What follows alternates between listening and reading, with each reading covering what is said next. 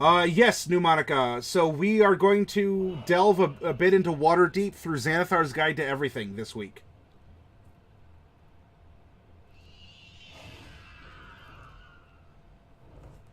In fact, if we're going to go into, let's see, some sort of... Oh, I have some good background music. There is a speakeasy background music that we can play. So that way we're hanging out in a speakeasy here as we're contemplating Xanathar's guild.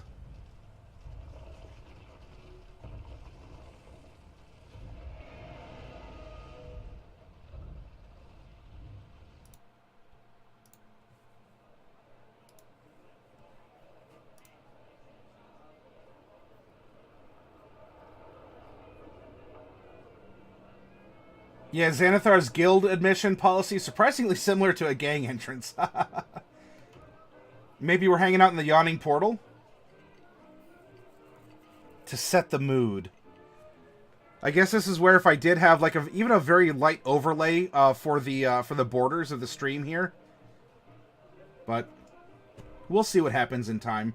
The channel continues to grow, and for those of you who did adopt some minis tonight, prior to getting into this portion, thank you, because the support of the channel helps, and I hope that you've been able to see measured growth on the channel as it improves, as it gets a little bit more professional, and we're doing a lot of different things, but hopefully none of them feel like that they're suffering. But so thank you for setting the mood there, Evelyn. Also tonight, now. We've been using this revamped sheet, and it has been updated as of the end of August. And I wanted to show it to you here, and I have them prepared. So here's the old sheet that we were using, and they separated it out into non-casters and casters. And so we're going to give this sheet a try tonight.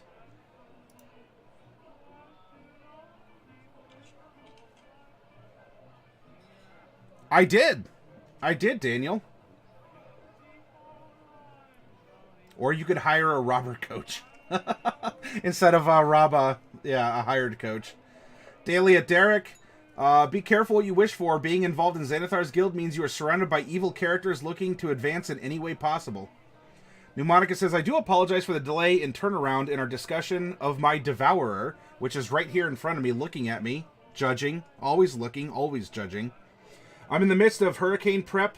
We're trying to get in before emergency gets declared in Texas. It's just so much easier. Yep.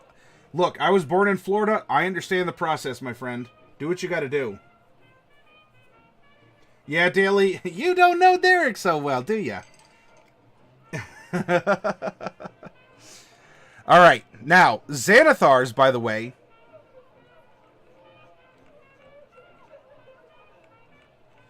Xanath, we're gonna gen up the characters as you would expect, but for what type of fighter or monk or something along those lines, for the subclass or the archetype, I should say, we're gonna use Xanathars, as there's no new races. Unless I don't think there's new races. It was in Volos that they put them. Derp. And backgrounds were in Sword Coast Guide. So we are going to explore different ways to treat each of the classes as we randomly generate them.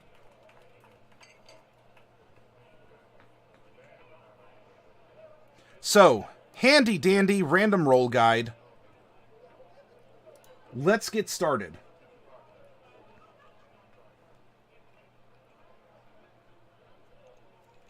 Female? Male? Multi-classed? Let's find out. 71. We have a male character who's a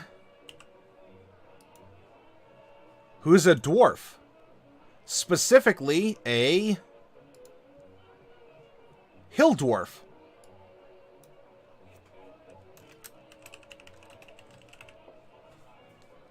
Those are medium-sized.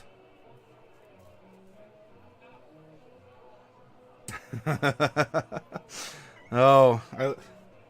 Hi. Alright, just don't topple over boxes of minis, please. That's all I ask. Ready? Go get it.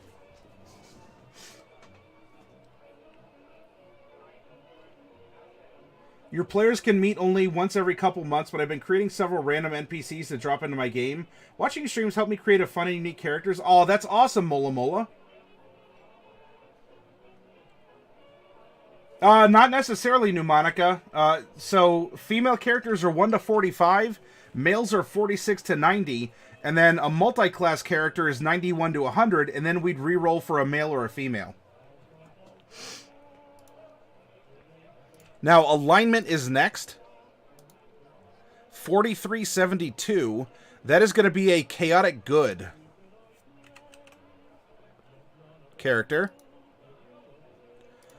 Of level, let's see, 61 puts us at level 14.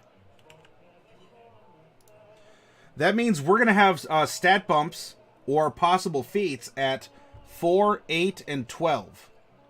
So let's see if any of these we're going to take as feats instead of ASIs or ability score increases. Percentile roll. At 70, nope, they're all going to be stat bumps.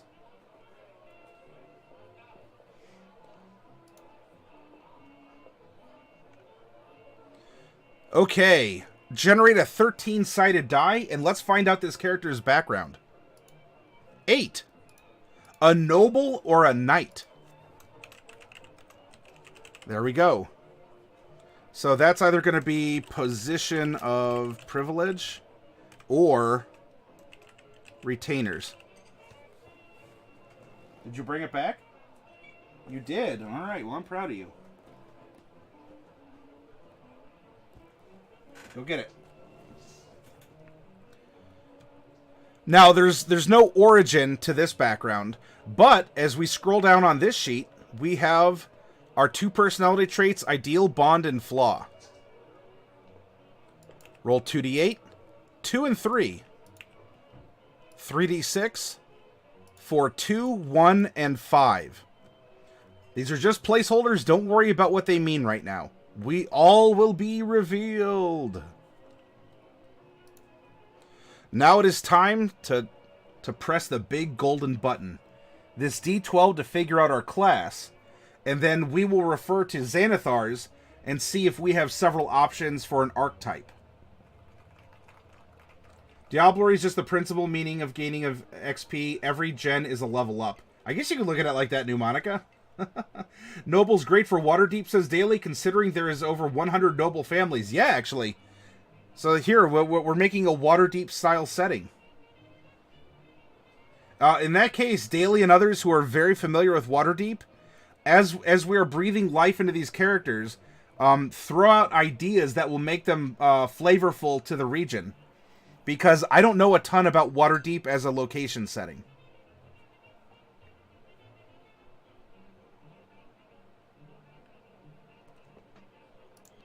Two, a bard. All right. Now, the type of bard. Let's see. We have College of Glamour, Swords, or Whispers. So let's roll a d3. And we'll choose which archetype we're going to have. 3, a College of Whispers.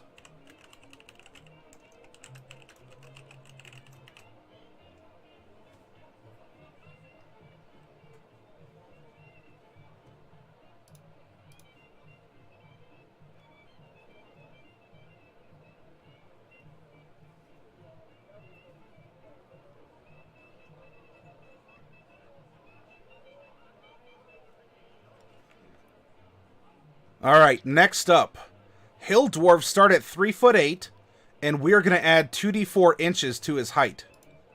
We're adding 5 inches. So he is going to be 3 foot 13 inches. Just kidding, I'm not going to put it like that. We're going to take this same 5, and we're going to multiply it by 2d6 for a weight mod. 11. So we're adding 55 pounds to 115. So we have a 170-pound hill dwarf. There's a chorus of whispers in the chat. Hey, Chaotic Blue. It's going to be interesting, says Daniel. Yeah, you know what? And we haven't rolled a bard in a while, Mola Mola, so I'm looking at you.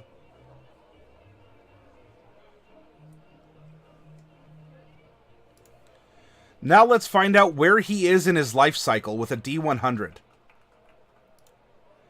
At a 16, he is a young adult. And for a dwarf, that's between 51 and 100. So let's roll a 50-sided die and find out how old he is. 25, so he is 75 years old.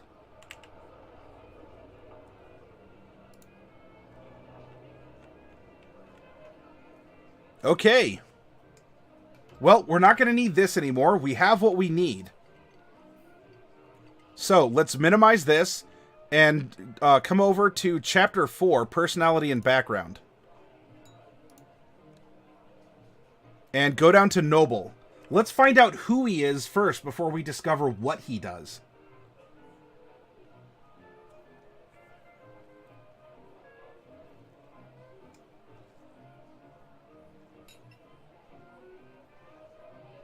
To be true to Waterdeep, we need to make a chat's version of Thieves' Cant. And, hello, Chaotic. He's 3 foot something tall and 170 pounds. Are his bones made of steel? He's so he's 4'1" and he's 170 pounds. I mean, look, Pneumonica, as a dwarf, he's as wide as he is tall.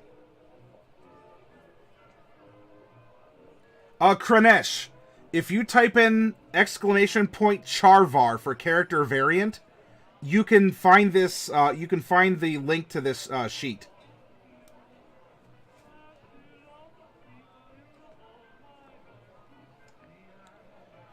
Alrighty. History and Persuasion are going to be our... Here we go. Our proficiencies.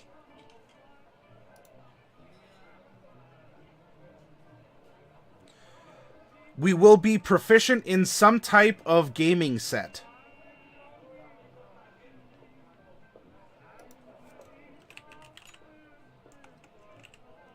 So I'm going to put game over here in tool. Tool proficiencies.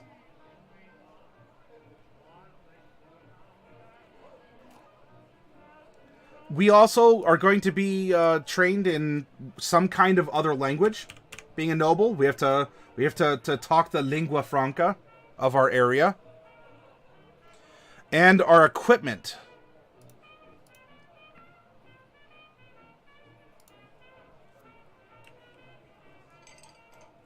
Fine clothes, a signet ring, a scroll of pedigree. That way we can prove who we are. We can show off our family tree. And a purse that contains 25 gapuz. There we go.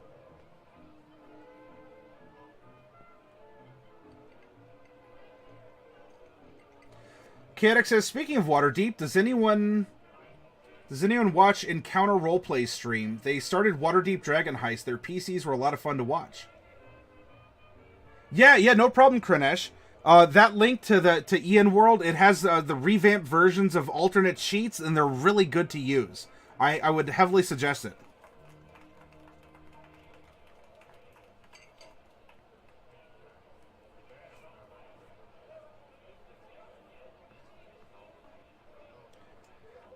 Go with Sylvan of the High Courts? What are you talking about, Daniel? Alright, now, being a noble, these are his personality traits. The common folk love me for my kindness and generosity. Also, no one could doubt by looking at my regal bearing that I am a cut above the unwashed masses. So it would seem that he does carry himself higher, but he stays grounded perhaps by acts of charity. And so the common people love him, even though he recognizes that he is above them, despite being below them by stature. Sylvan as an extra language? Oh, so why would he know Sylvan? Krinesh says, I'm wondering something. Is there a specific day you help with character creation for new players? Krinesh, there's not really a specific day, but if you want to make a character, when we finish up making characters here, I can help you do that on chat. As we do that, you can either go for an all-random character, or if you have one in mind, we can build it together in front, like on stream. The Old World of Darkness was a lot of fun, even given that it went off the deep end in a few ways. I was a big fan of Mage and Wraith.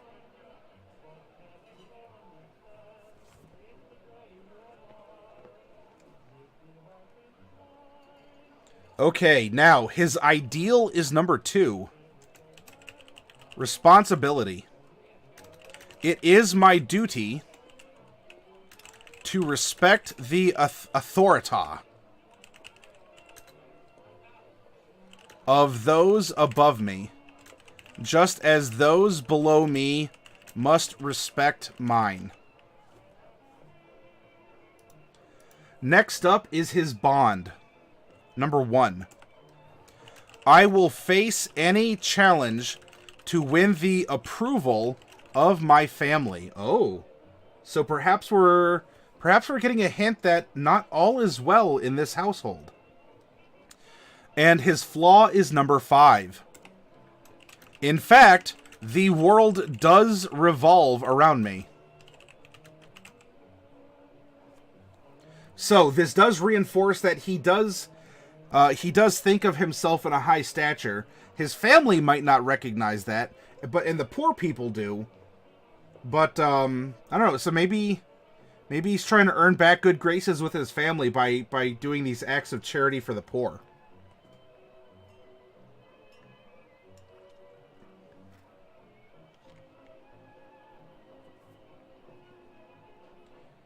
Hey, Captain! Thank you very much for that raid.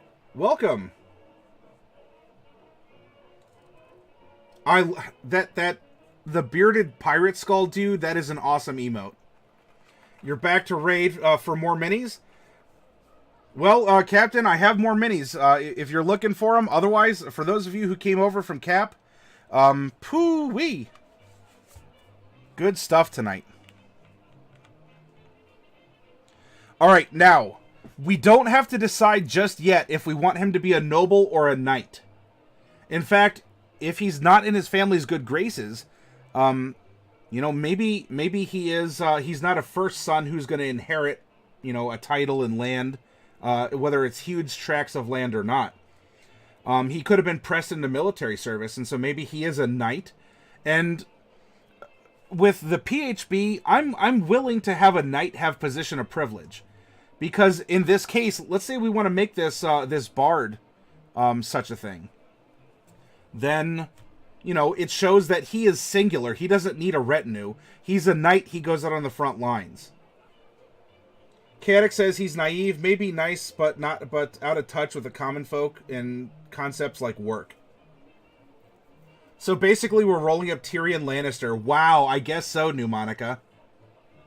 Captain Milmeat, let me know when you have time for me to come on and talk and ask some stuff. Got some inexperienced DM jitters that I need advice on. Okay, well, I'll tell you what. Let's finish up this character since we started it, Captain.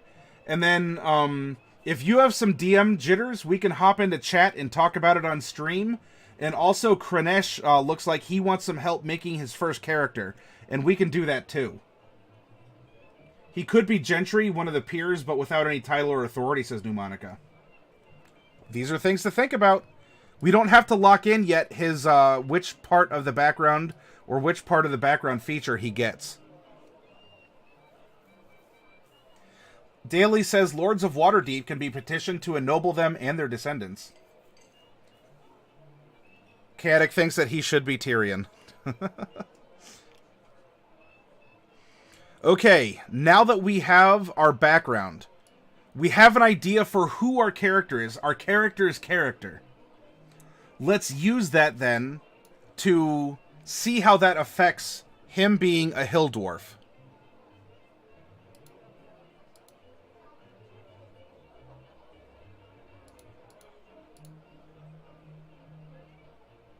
So we pop over here to dwarves. Your constitution score increases by 2. So I'm going to put that down here as a reminder to come back to that, okay? Our speed is 25 feet, giving us a climb of 12, a swim of 12, and a fly of 0. We do have dark vision out to 60 feet. And you have advantage, Dwarven Resilience. You have advantage on saving throws against poison, and you have resistance against poison damage. So over here, under IRV for immunities, resistances, and vulnerabilities, where it says poison, I'm going to fill in the little radio button that says resistant to poison as a reminder for us. And then advantages versus poisoned.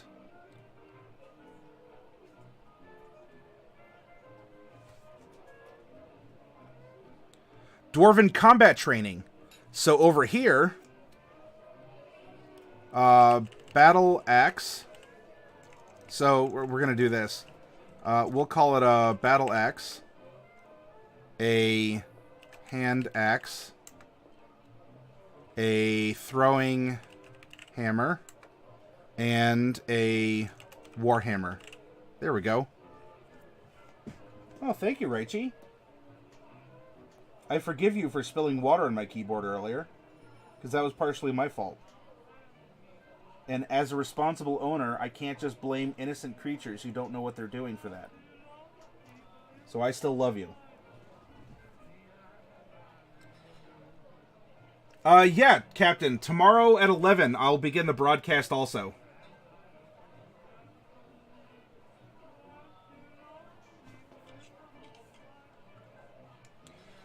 Tool proficiency. We'll gain proficiency with the artisan's tools of your choice.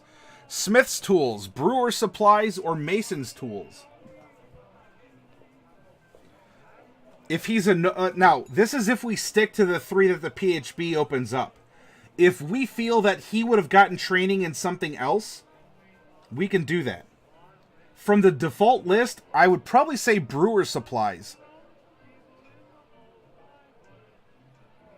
Yeah, no problem, Captain. Yeah, we can open up with kind of an interview, and we can help you get those pre-DM jitters out of you. Here's a cat.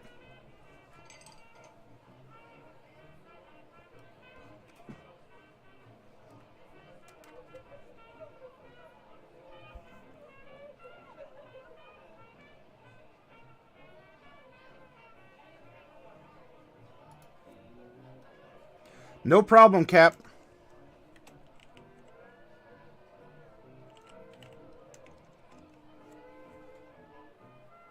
You can see him as a mason, even if only symbolic. Oh, sure.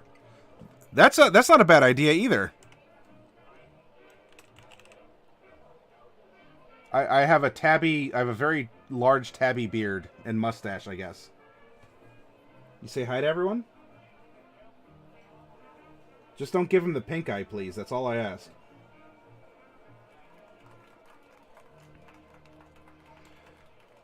We are going to get stone cunning.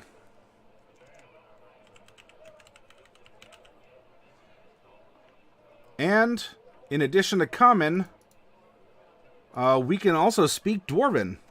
Go figure.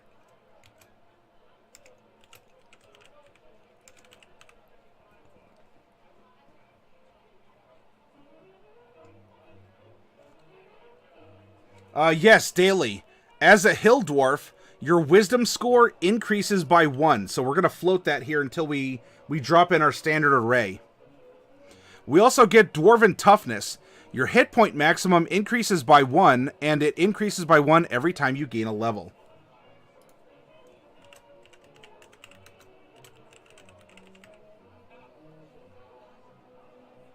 My beard is sentient. Okay. Now, we are going to hop over to Bard.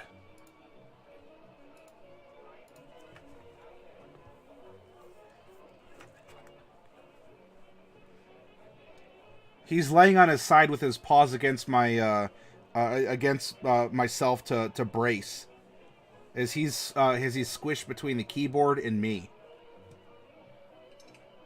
All right, now we're gonna reference Xanathars for the particulars of the subclass or the archetype for Bard, but let's find out what Bards get just themselves up to level 14. Our hit die on this sheet is located here under Constitution. So we are a D8 hit die class. And we are going to be getting 14 of them because we're level 14. Hope that makes sense. We are going to get light armor proficiency.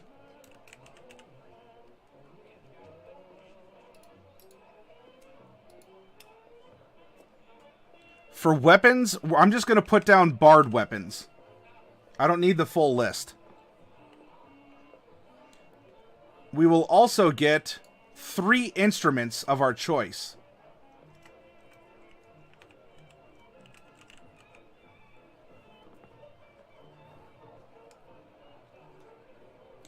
Our saving throw proficiencies are going to be Dexterity and Charisma. So we're going to fill in the little diamonds underneath the abilities. Pouty Lips, congrats on the box sales. I hope that it helps the stream and allows you to continue. I watch you each night. Thank you very much for that sentiment, Pouty Lips. You're my channel 3 in the old days when you only had intent. Aw, that's very nice, Pouty. The box sales do help in a few ways because... yes, there's they do offer some monetary support for the channel for me to continuously improve it. Oh, bye.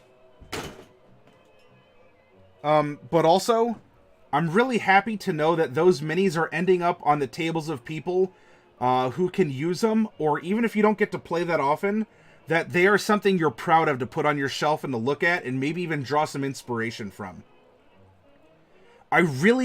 If it hasn't shown, I'm really passionate about this hobby and about what it does and that it brings people together. It inspires them.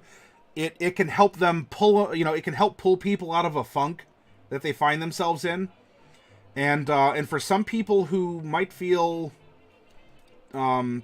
disadvantaged in a few ways, it could really help them feel better about themselves. And not even just feel, to know, to step up and see that they have that capability of role-playing and thinking on the fly and overcoming various social anxieties or maybe a depressive mood state or something along those lines. Or for people who've always felt a little bit on the outside looking in, or maybe are somewhere on the autism spectrum, where they can still participate and understand this, and it provides them a nice solid medium to communicate and understand context with other people. Darkwolf made a chibi displacer beast in the Discord.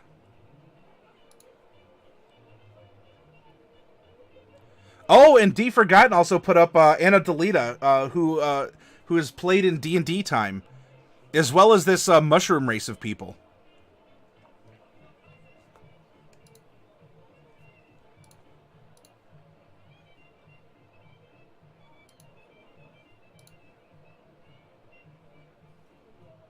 Like a lunar whale. Uh-oh.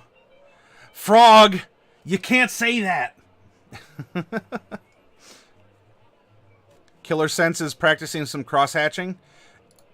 And here is, yep, someone mentioned this on stream, a chibi displacer beast.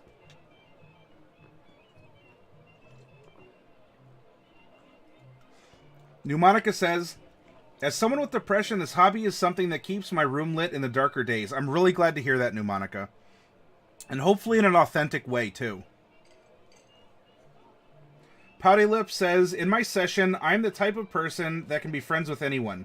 One of my IRL friends was being uncool to two people I've never met, but had them join the group.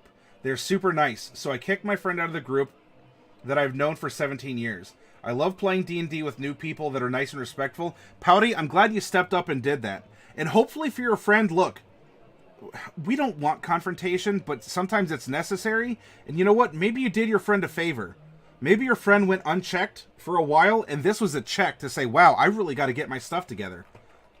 I was kicked off a table of one of my friends for newbies because of how I was acting. And hopefully this friend comes around to you, Pouty Lips, and apologizes or becomes a better person for it. And if they don't, you've made 2 friends and lost 1. It is still a net gain for you. And you don't need to be around toxic people. Captain says, bro, I'm low-key not sure I want the Mimic or the Displacer now. This is going to keep me up tonight. Well, Captain, if you don't want me to ship them out immediately, I mean, let me know, please, ASAP before, like, soon before I update my available minis list. I haven't done it yet, so everything is in a state of quantum flux. Do I have the pieces? Don't I have the pieces? So just let me know when you can.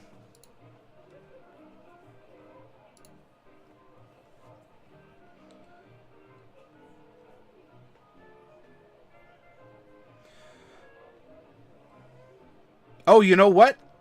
I started filling out this sheet and we made a bard. I should be filling out the, the caster class. That's fine. A little bit of movie magic, and we can take care of this. Let's, I'm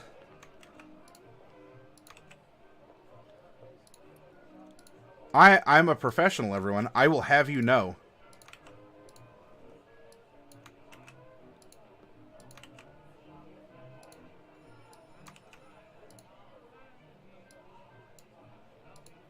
Whoops.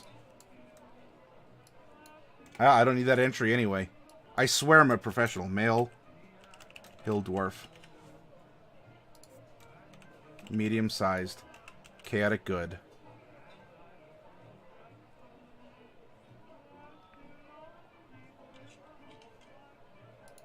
We are a D8, and we have 14 of them, and we've used 0. Poison.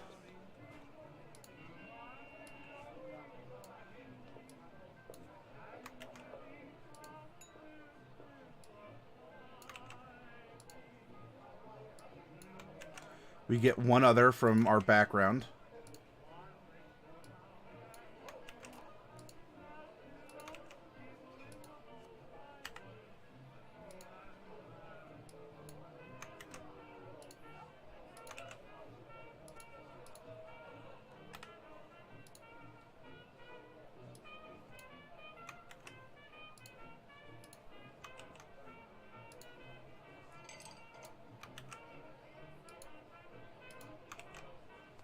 There we go. Position of privilege and retainers. Sorry for this, everyone.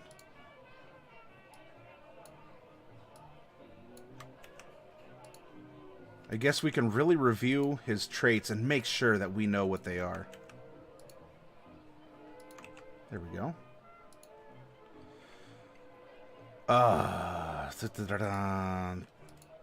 25, 12, 12, 0. 60 feet of dark vision.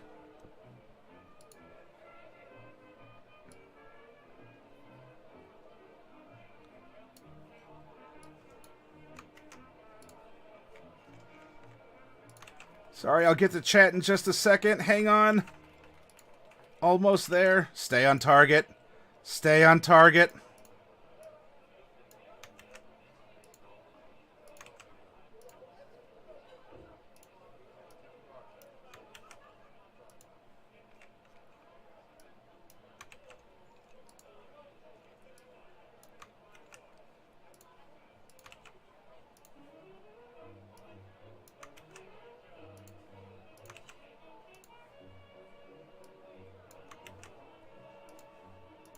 There we go.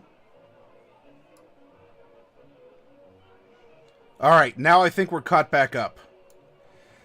And now let me do the same over here.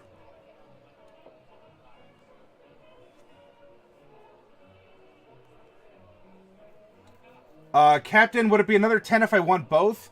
Captain, it would be... shoot.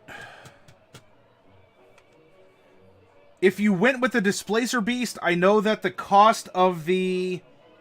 It would effectively be 10. It would be $9.50 if you took the Displacer Beast and wanted the Mimic. If you took the Mimic... Let me check real quick on the cost of the Displacer Beast.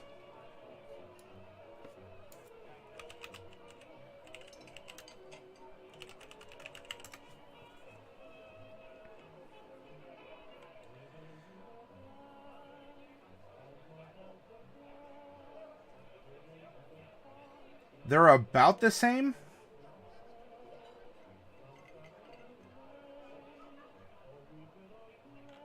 Okay.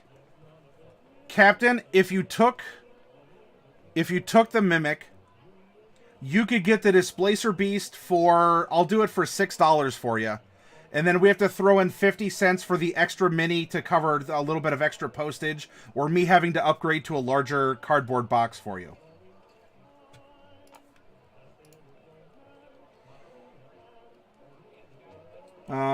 Let's see. Yeah, a Displacer Beast and a State of Flux Pneumonica. Or a Mimic, yeah.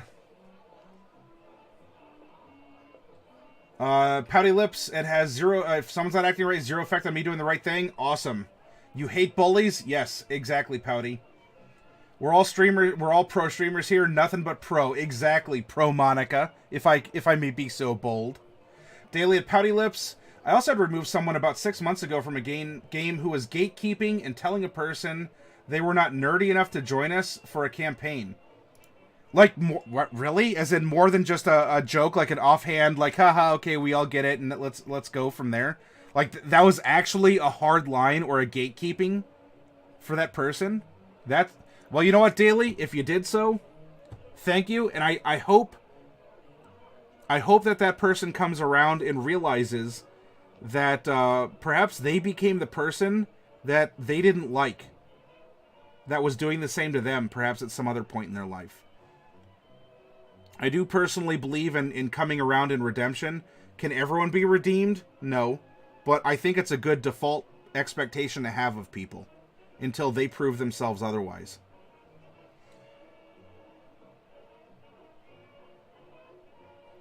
Pouty Lips... It's funny you say that. I play basketball, football, and go dancing at clubs, play D&D. Awesome, Pouty. I admire that, says Chaotic. I'm kind of a people pleaser, so it's really stressful when all my friends don't get along, because I don't want to take sides, but then I feel trapped. But I would hope that I would do the same thing or situation. If you did, Chaotic, look, you got to step up at some point in time. Especially if no one else is, you have to be that leader. You have to make that hard decision. And I'll tell you, sometimes it is. Look, as a store owner, I've talked about this before, and I'll bring it up as an example. If someone came into the store and they spent $1,000 a week buying Magic cards or whatever, Yu-Gi-Oh, Pokemon, whatever, all right, $1,000 a week, and this person was creating a negative play environment, was putting other people down, was making people feel constantly uncomfortable, you know, that I was getting complaints.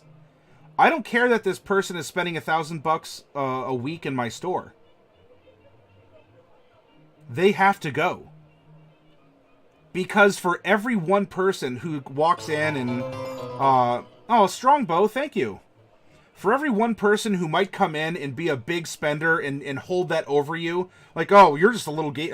this is an example. You're a little game store. You need my money. I'm giving you my business. What are you going to do? Pfft, I don't need your business. Because I'll get rid of you, and I will get 10 times as many people coming back in my store that you chased off.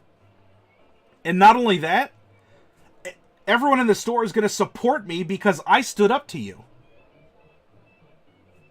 It's a win-win situation. I might be out $1,000 a week, and you know what? I will find a way to get around that. Because I don't need that negative play environment. And if that's happening at your table, you know, Chaotic or anyone else, you have to step up. If the bully in the group is the one who's providing books and dice for everyone, get rid of that bully. You don't need the dice and books, especially because, look, this person is ransoming your fun back to you. How can you have fun in that situation? You don't need it. That person needs you because apparently there's no other groups that can tolerate this person. And when you can't, that might just send a message that they have to be a better person. You know, to go find themselves. Some way, somehow. Because if you kick out the person with all the books and dice, if everyone in the group threw $10 into a hat, assuming there's 5 people left, a DM and 4 players because the 5th was kicked out, $50 1 week. If everyone throws in $10, that'll get you a PHB that you can share between everyone. Next week, 2 weeks, whatever, buy the DMG for the group. Buy the monster manual for the group. Make it a long-term investment, $10 per head at a time, and after a while of adventuring, because D&D hopefully you're playing for the long term. Everyone will have books. Everyone will have dice. And all of you helped each other bring yourselves up to that point in time. And you don't need that bully at your table. You don't need his books or his dice or her books. You don't need that stress. You don't need to feel awkward. And this isn't some touchy-feely, everyone wins a trophy kind of virtue signaling, okay? This is honest to goodness. I don't know what your circumstances are, your lines in the sand. You do. You have to enforce it. No book, no passage in a role-playing book or anything can enforce that. You have to. You have to be the one.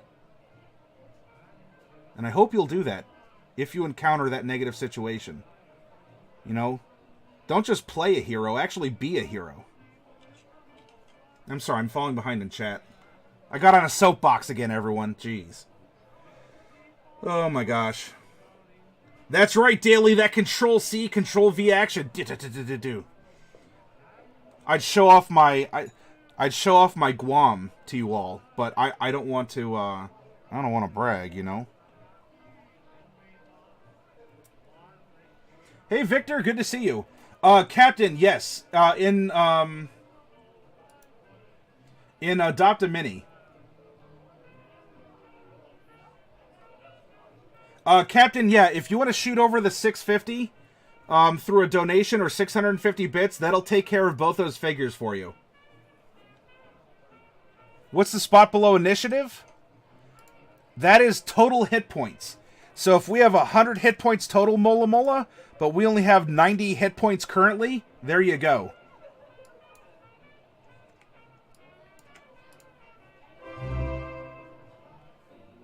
Oh, 12 for 10. Thank you very much. Were you looking for a mini, or are you just saying hello? Using the correct formatting, making me look like a lazy writer, which is fine because I am. Oh, is it 8? I'm sorry. I'm doing this on the fly. That's fine. You got me. You got me. You know, we cracked open 3 Xanathars over the past couple weeks, Cap.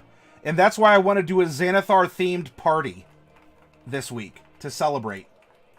Daily, get on my level. Sometimes I dislike when chat is super full, says Victor.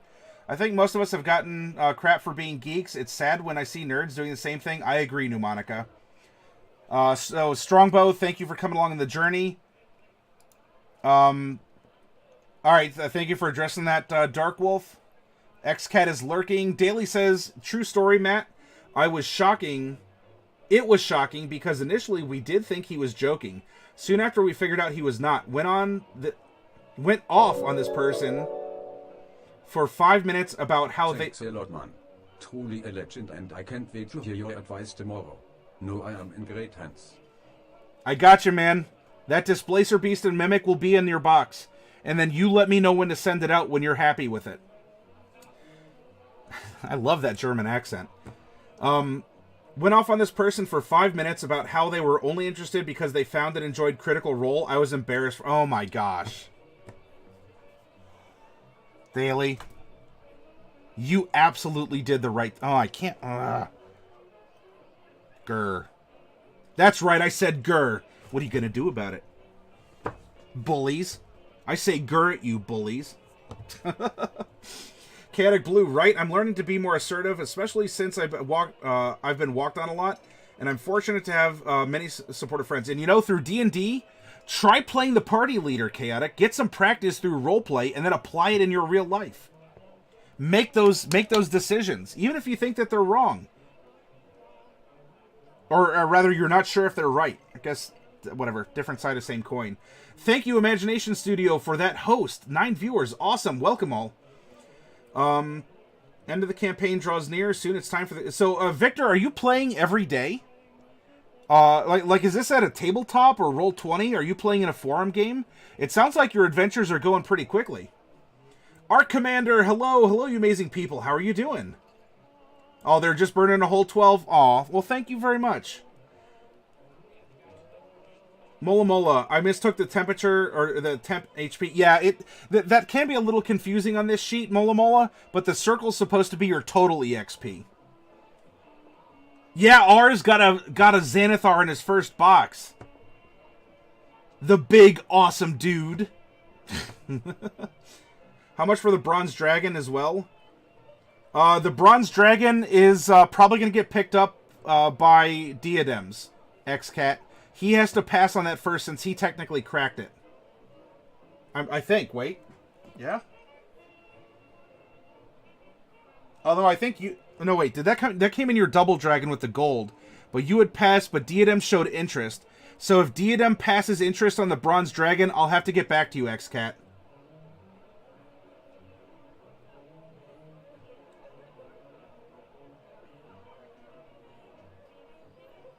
Hey, it's Shlomo! Welcome!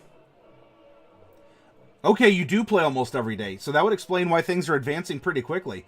Well, I'm glad that your campaign's coming to an end.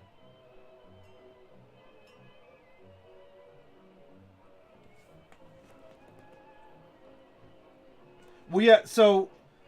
X-Cat, there was the bronze.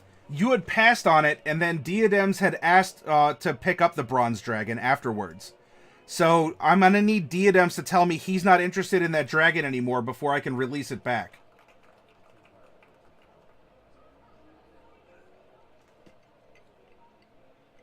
Yeah, Captain, in a private method, through a Twitch Whisper or a private message on Discord, give me a name and address to send your minis.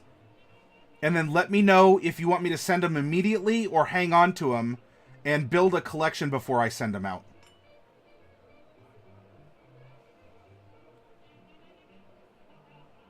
You passed on the thing for Dark Wolf.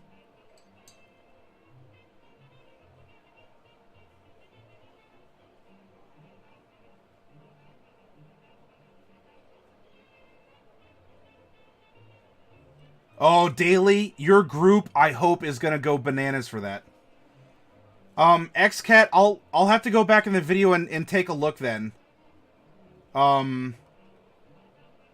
Because I have it held aside next to Diadem stuff with a couple other figures he was interested in picking up. And so if I make a mistake, I'll rectify it. And then I'll let Diadems know that it wasn't available. But I didn't see you asking about the Bronze Dragon, and then when we moved on, Diadems asked about it when we were cracking his boxes. So I will adjudicate this in a fair way, okay?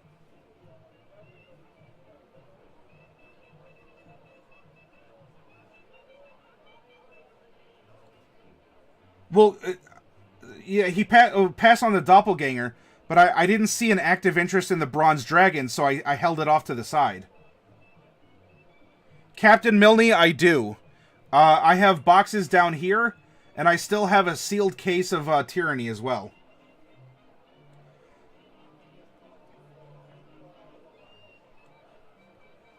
You got well, X-Cat, again, I'll be fair about it, okay? But in situations like this, communication is important. And so I'll talk to Diadems, and I'll see if he's willing to relinquish his claim on it and have it go to you, and I can include a price to you as well. But we got to handle things one step at a time. So don't worry.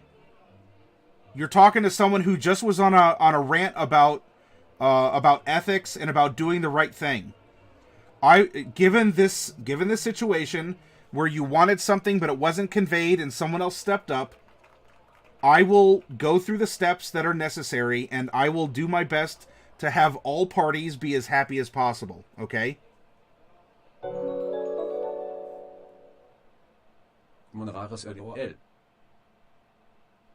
Come on, Rares, LOL. Captain, let me know which 3 boxes you would like.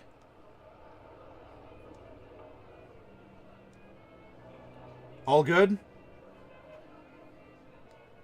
Alright, I mean, if I miss something legitimately, X-Cat, it'll go back to you first, because then my mistake was to Diadems, and I'll apologize to him. Okay, so Milne, I have multiples of these boxes. So I have multiple Monster Menagerie, multiple Dragon Heist, and multiple Tyranny of Dragons.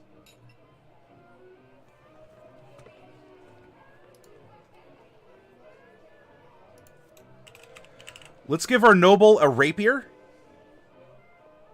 Let's see, a diplomat pack or an entertainer. He's probably going to be more of a diplomat, huh? 2, 3, 4. 25 gold pieces.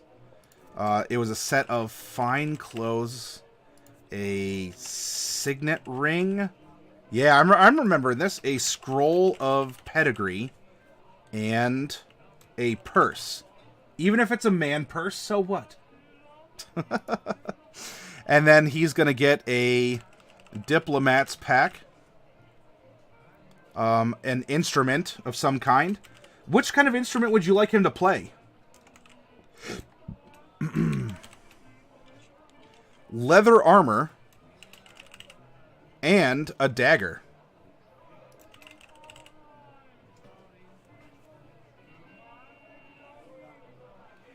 Let's do 1 monster and 1 tyranny. And 1 dragon heist? Okay. I only put in chat that I was thinking on it hard before I picked the gold.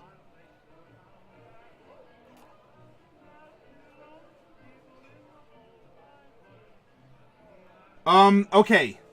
So for the Undermountain set, even though the Hallister Blackcloak, like, Undermountain Adventure, level 5 to 20 is coming out in November, it seems like that mini-set's not going to be out until February, because November is going to be a Ravnica miniature set.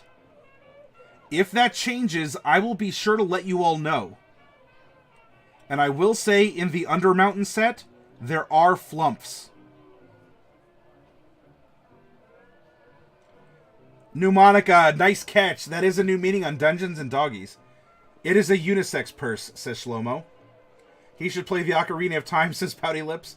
A small harp, so a lyre or a lute. No, a lute's more of a primitive guitar. A L-Y-R-E, a lyre. Violin. Hey, Cake Boss, good to see you.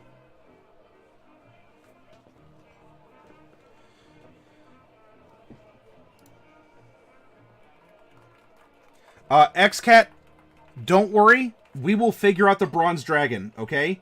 I assure you. We'll get it. I don't think they're going to come out simultaneously, because that's probably going to be a lot of miniatures all at once. But again, Daily, I will be sure to let you all know. Alright, we're level 14. So that means we're getting all the good and not the bad. Right up here. 14 levels. Our proficiency bonus is a +5. Let's see. We're going to know 4 cantrips. 1, 2, 3. Crunch. We'll know 18 spells, and we'll get to that. Spellcasting we save for the end. And our slots are 4, 3, 3, 3, 2, 1, and 1. And you know what? It's a fresh character. He just woke up. He hasn't used any of his spells for the day.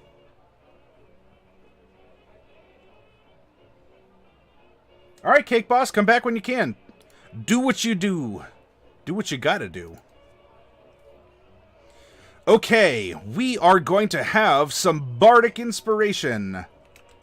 Bardic Inspiration. Our Bardic Inspiration at level 14 are going to be D10s. So we're going to put them down here in this little side. You know, you could use it for ammo, key points, lay on hands, Bardic Inspiration maneuvers as a battle master, that sort of thing. Our total is going to be based on our charisma. We don't have it yet, so forget about it.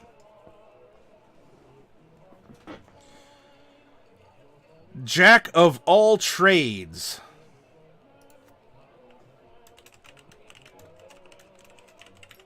That is going to add half our proficiency bonus rounded down to skills at which, or actually to checks in which we are not proficient. Skills are checks, and you know what else is also an ability check? You see this thing up here called initiative? That's a dexterity check, my friends. Jack of all trades applies to that.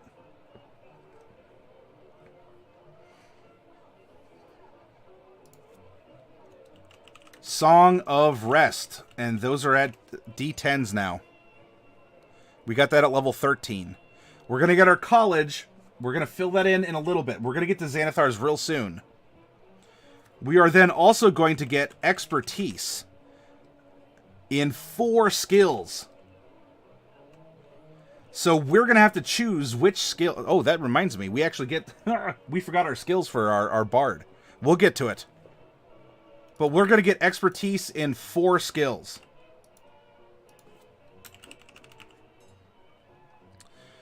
Font of Inspiration.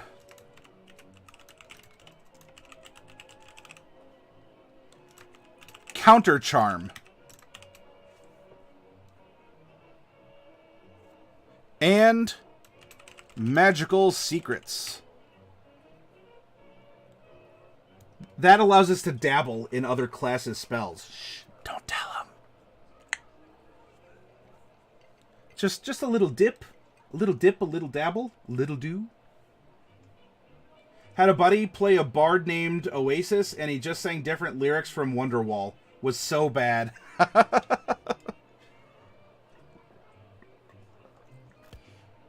We've apparently been developing the custom of using dad jokes as the verbal components to Tasha's hideous laughter. So consider that one too, Captain.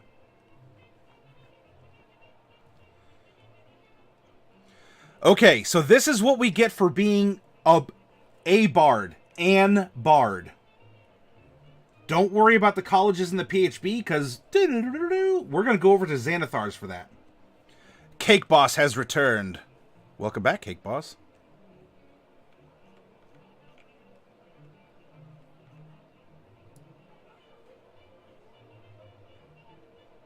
Here we go. Bards.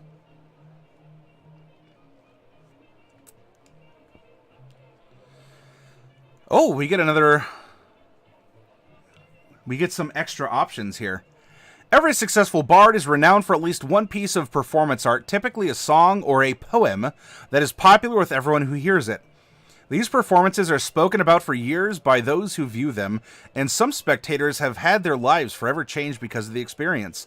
If your character is just starting out, your ultimate defining work is likely in the future. But in order to make any sort of living at your profession, chances are you already have a piece or two in your repertoire that have proven to be audience pleasers. So, you know what? Let's roll a defining work, and we're going to drop that under backstory. Defining work. And we're going to roll a d6 for this. 2. The Waltz of Myconids. Mushroom people. An upbeat tune that children in particular enjoy. So he probably plays them for the poor children, right? Waltz of the Myconids. An upbeat tune that children in particular enjoy. Instrument. A bard's quest for the ultimate performance. Similar to above, let's roll another d6. 4. An orcish drum. Apparently this is what he plays the waltz of the Myconids on. So I guess in this case we are going to have an orcish drum. Almost every bard has suffered at least one bad experience in front of an audience, and chances are you're no exception. No one becomes famous right away after all. Perhaps you've had a few small difficulties. Okay, and here is our embarrassment. What has embarrassed our bard?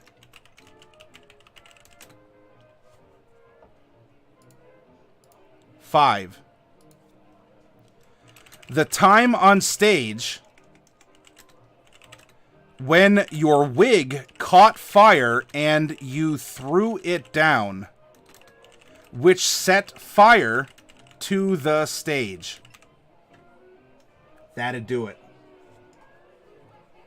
Does that get you thinking about possibilities? What happened to this guy, right? Now I've got Mushroom Samba, Pneumonica. I'm digging it. I love Cowbop. Can I say Cowbop? I'm hip. I'm with it. Whoa. Bright was probably responsible. He played a fire elemental. And that's why he's not an actor, says Chaotic Blue. Oh. Alright, and let's roll a D3 for his muse. 1. Nature. Waltz of the Myconids, right?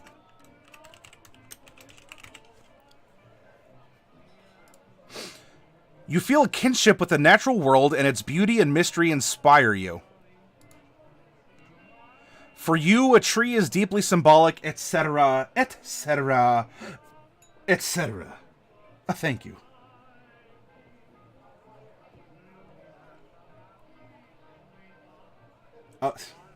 Bright has a flair for burning things.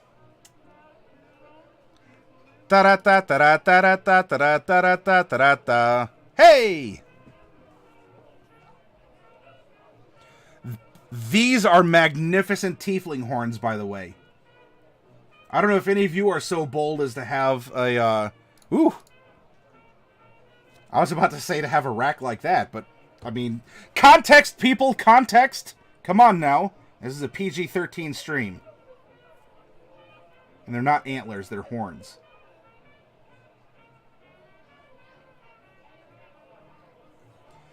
Chat, do we know when the Pathfinder 2.0 actual finished book? Yes, next Gen Con is when it should be coming out. And they've already been making revisions to 2.0. They've been releasing updates in things. Shlomo.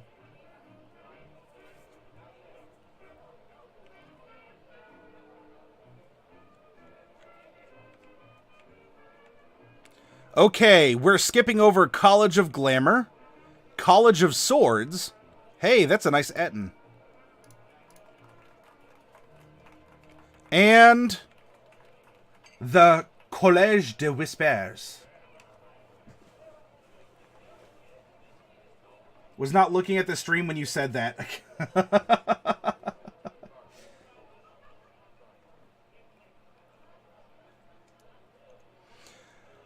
Alright, most folk are happy to welcome a bard into their midst. Bards of the College of Whispers use this to their advantage. They appear to be like other bards, sharing news, singing songs, and telling tales to the audiences they gather.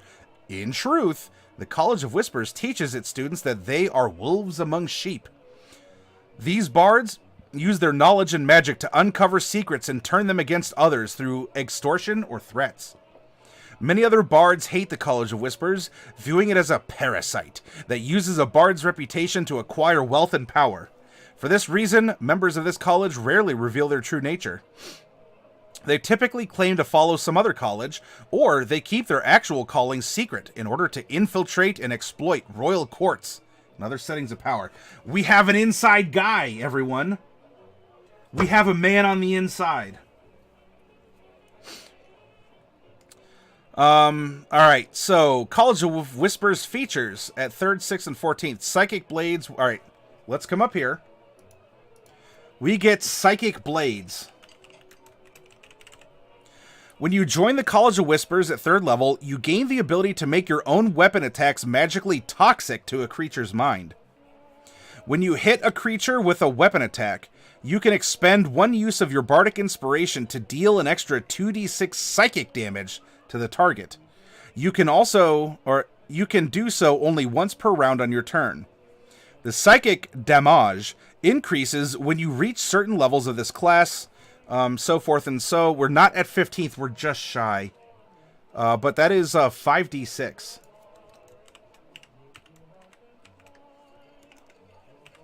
There we go. Words of Terror. At 3rd level, you learn to infuse innocent-seeming words with an insidious magic that can inspire terror. If you speak to a humanoid alone for at least 1 minute, you can attempt to seed paranoia in its mind. At the end of the conversation, the target So he's kind of like a Loki figure, right? He's a noble. He wants to be loved by his family, but he just seems to just play tricks and try and assert power in the wrong ways for the right reasons. Where was I? Hibbity-jibbity. At the end of a conversation, the target must succeed on a wisdom saving throw against your spell save DC or be frightened of you or another creature of your choice. The target is frightened in this way. I hope all of you French speakers are enjoying my use of French. The target is frightened in this way for 1 hour until it is attacked or damaged, or until it witnesses its allies being attacked or damaged. Next up, then. Oh, these are Words of Terror at a theater near you. Mantle of Whispers. This is the Alex Jones Bardic College. His ours fantastic. Shlomo says lore for life. No other class or subclass really forces an alignment or at least straight up blocks one, says Trustaflumph. Also, the biggest issue I have with this college I find is exceedingly difficult to play a good College of Whispers. College of Whispers equals it's not a stage, Mom. Baby rage.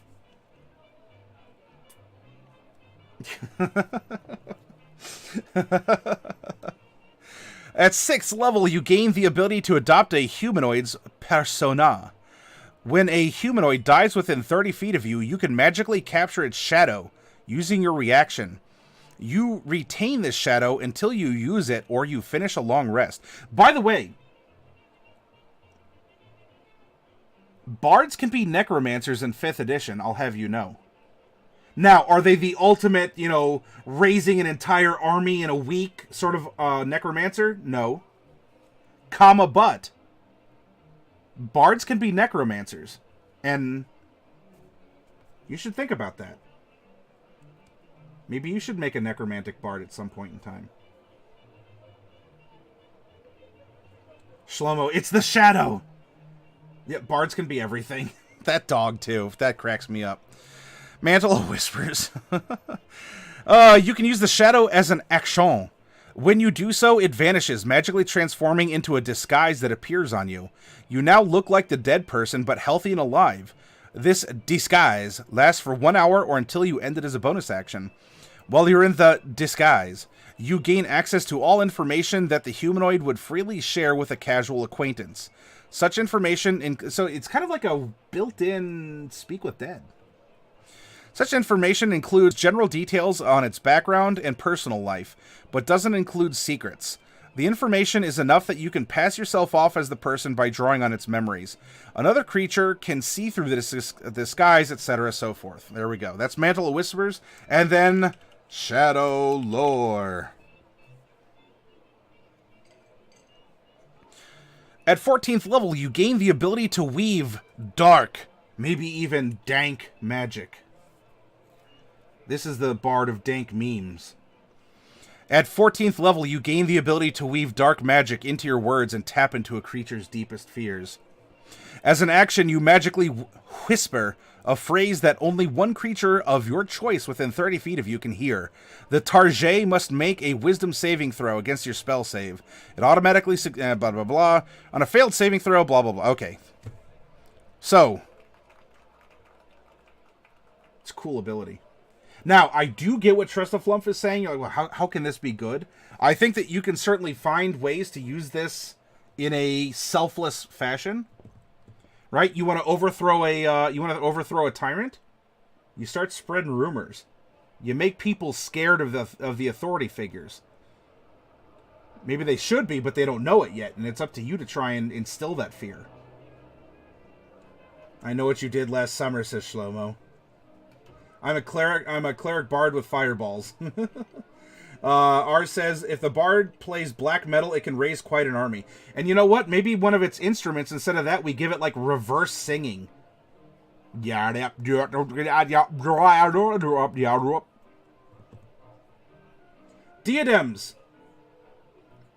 The character build is going very well. We're getting to the end of this character. Diadems, I did want to talk to you real quick, actually. I'm glad that you're back. Yeah, exactly. That's what I wanted to talk to you about, Diadems. Cap, I'm gonna pop your minis here soon, by the way.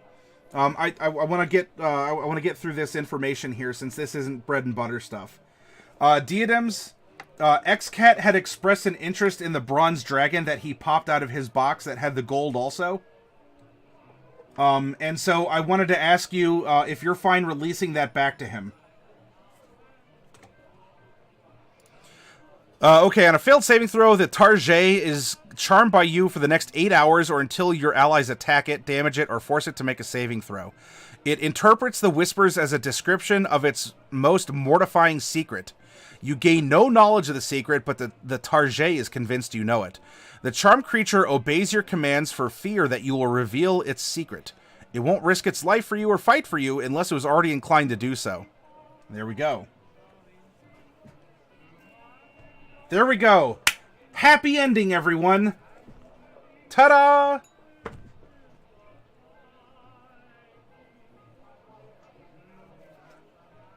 Coming for that beard. Okay. So we have now applied the template of this bardic archetype. So he's a bit of a trickster, kind of a conniver. Maybe he's using it to try and lobby or jockey or some other synonym position in the noble courts. Maybe he hobnobs with the lower classes in order to get information or to plant seeds of discord throughout them. Maybe he's ambitious and he wants to plan the whole coup de Tracy. Or coup de Gracie, I mean. The coup de Gracie. Although maybe Tracy's a very ambitious woman, and she wants a coup of her own.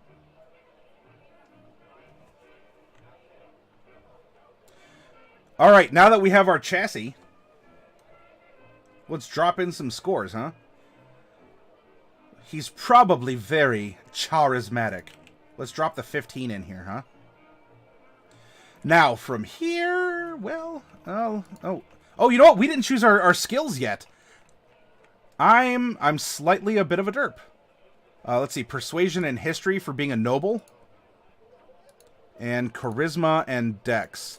I gotta go back there real quick. Let's give him some skills, and then we'll make him even better with things and stuff. Skills, choose any 3. That's right. That's right. So, he's probably... Let's look at his personality, right? It's my duty to respect the authority of those above me. I will face any challenge to win the approval of my family, and in fact, the world does revolve around me.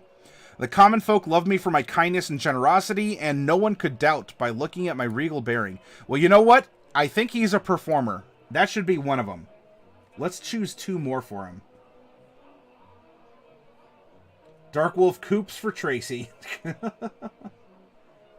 Captain says I may be fat, but I got momentum on my side. That's right. Like a truck in neutral going downhill.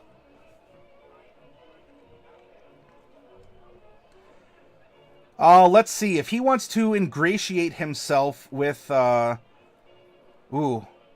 If he's doing secret stuff, he should probably take some stealth, huh? I think so. And then they have the final skill.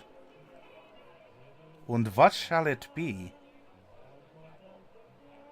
If he's sneaking around, probably perception. That way he can get the juicy secrets, and he can steal shadows that he can see, and all this other fun stuff. We very much do have a Tyrion Lannister-style character here, don't we? Lol random, that's how it works.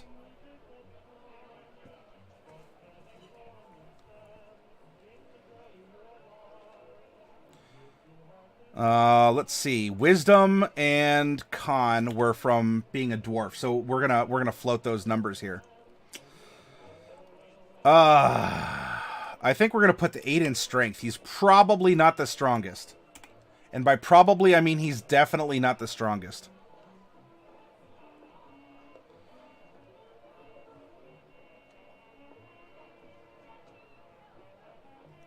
Dexterity should be important for his sneaking, for his offense and his defense, and maybe some of his performances. After his wig caught on fire that one time, he's probably a little bit more, you know, stepping lightly where he's at. Let's see.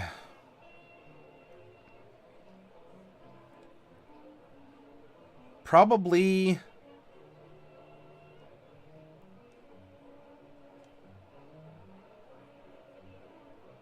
13 whiz, so he can perceive. 12 int and 10 con, plus the 2. Alright, so plus the 2 makes that 12, so he's a healthy boy. Wisdom brings it to 14. Now, if you want me to distribute the stats differently, let me know. You know, just give me a reason. Give me a reason. Cough, cough, -1. 2, 1, 1, 2, 2. Oh, shoot. We have our ASIs to distribute first. Hang on.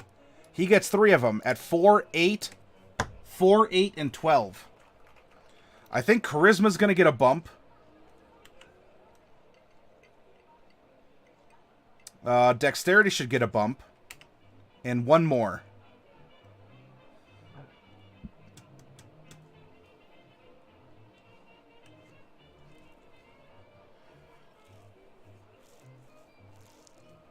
Probably Charisma 1 more time. That's kind of a big one for him.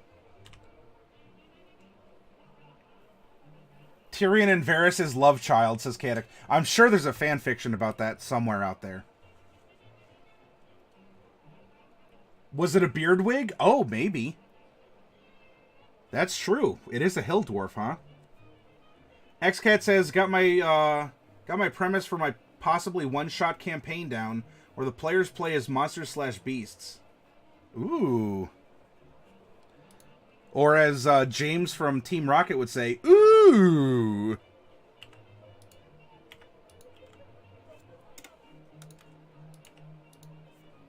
There we go. Now these... Oh, shoot. Jack of all trades, my friends. We're going to add an extra 2 to skills in which we're not proficient. Therefore, our athletics is actually going to be a +1. Saving throws proficient, so that's going to be an 8. So acrobatics is going to be a 5, and sleight of hand is going to be a 5, right? 3 from the dexterity mod, and then Jack of all trades is going to give us 2 from our proficiency. And stealth is going to be a big fat 8. 1 on saving throws. And remember, it's skill checks, not saves. 1, 3, and all the other skills are going to be 3 from Jack of all trades. It's going to be 6 on history. 2, 7, and everything else is going to be 4s down the line. And Charisma is going to be a 9 saving throw, performance, and persuasion with a 6 deception and 6 intimidation. And there we go. Armor class. Let's see. Leather armor is 11 plus dex, so we're at 14. Initiative is 3. Normally it's a dex check, right? And by that, I mean it's totally 5, because of Jack of all trades. Passive perception is going to be a 17, because that's 10 plus your... actually, it's not a plus. It's just a 17. 10 plus your perception modifier. And that's your active... Or your passive, I'm sorry. Your innate awareness of what's happening around you. Hit points. At level 1, you get your full hit die's worth of hit points. That means we have 13 other levels that we will get half plus 1 of our hit die. Now, your DM might decide to do hit points differently. I prefer the half plus 1 method. Half of 8 is 4, plus 1 is 5. But wait, there's more.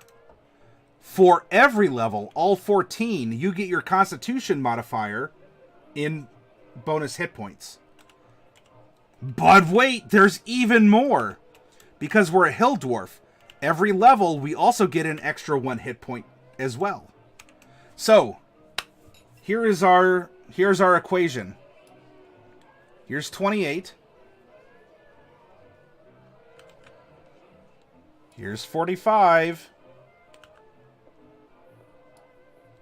Here's 53. Here's 81. And there we go.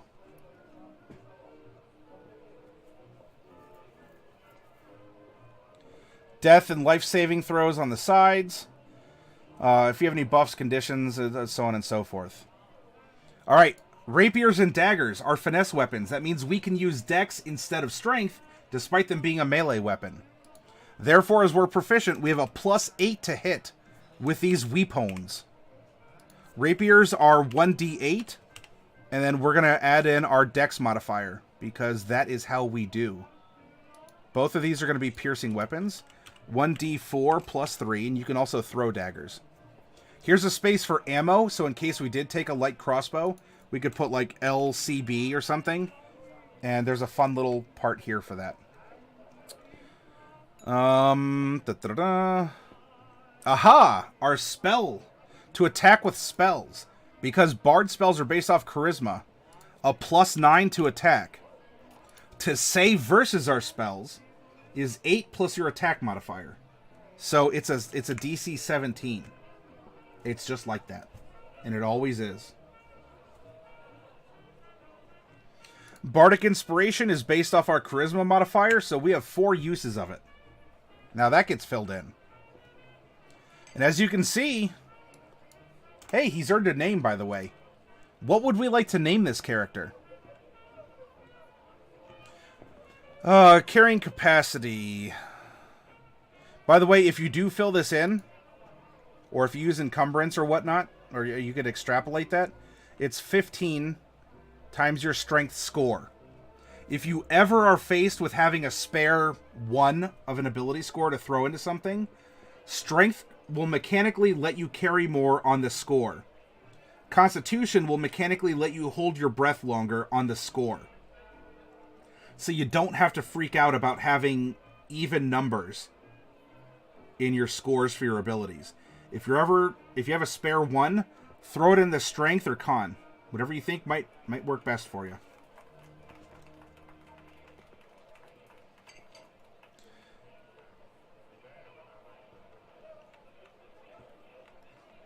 Spellcasting ability is going to be Charisma. And we are casting as per Bard. Cantrips, 1, 2, 3, and 4. And isn't this lovely, right? 4, 3, and as you use slots on this sheet, you see how you can fill them in to know how many slots you've used? 4, 3, 3, 3, and then 2, 1, 1. And also, if you notice, they kind of put your epic spells and also some weapons on another sheet, where a lot of your more solid spells are located above that. 1 through 5 are your more common spells, right? Most accomplished NPC spellcasters probably never get past level 5 spells. Most. I mean, I'm talking of all the NPC magic users. Obviously, there's going to be some that are going to be, you know, higher up here. And by the way, a nice hint: lines, cones, spheres, cylinders, and cubes. Concentration reminders, ritual reminders. This is a very well put together page. IMHO.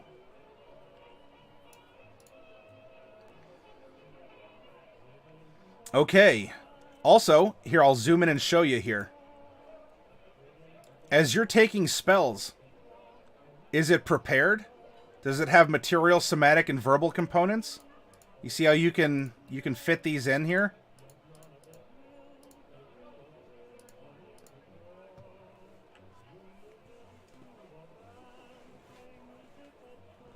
You're a Cho? A Cho?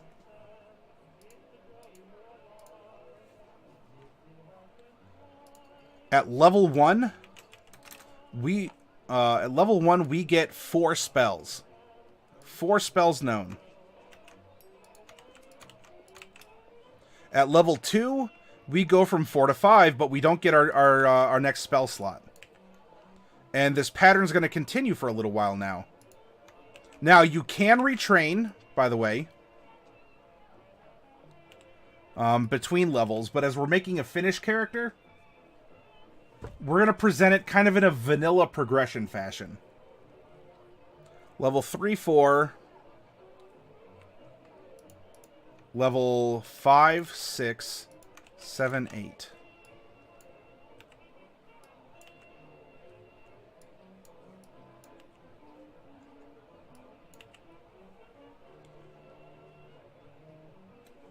And then at level 9, we get our 5th level spell. And you can see here, at level 10, we jump from 12 to 14. And that's because we have a magical secret that we can drop wherever we want.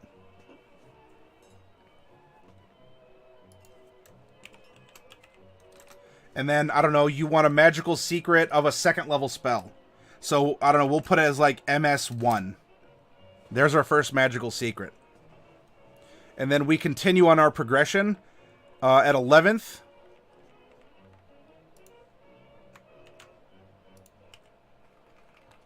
But at level 12, we're still at 15. However, at level 13, we get our next spell. Oh, and we get it here. And you see how between 13 and 14... Sorry, I hope I'm not rushing this. We get, like, Magical Secret 2. Let's say that we want to go back and put Magical Secret 2 in here. We can do so. And then we're at 14th level, so this is where our progression on this character stops. Now, Xanathar's has a lot of new spells. I'm not going to go over those right now. We'll probably end up touching on those sometime in a little bit. I'm going to have to get up and take a quick break. Maybe 5 minutes. And then when we come back, Captain, we'll pop open your 3 boxes. And if we want to talk about spells, we can. If there's other stuff that you want to review, we can refine it. It's only 2 a.m. my time. We still have plenty of time to go, okay? So, hang tight. I will BRB, AFK, LOL.